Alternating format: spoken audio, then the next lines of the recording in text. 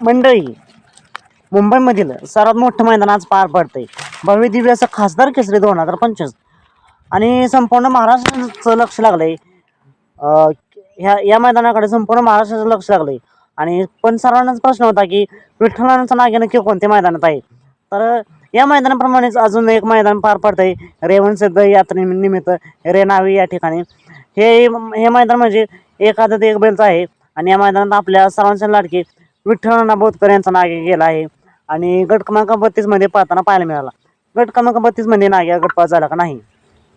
तर मित्रांनो, नाग्याने या गटामध्ये सुट्टा निकाल घेतला आहे आणि सुट्टा निकाल घेऊन सेमीसाठी पात्र झाला आहे. नक्कीच नाग्या आपल्या गुलालामध्ये दिसतोय.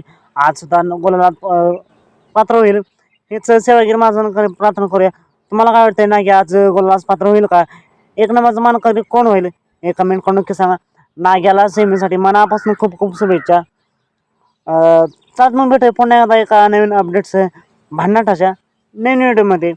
या मैदानात सेमीसाठी पात्र झालेल्या सर्वच नंदींना मनापासून खूप खूप शुभेच्छा.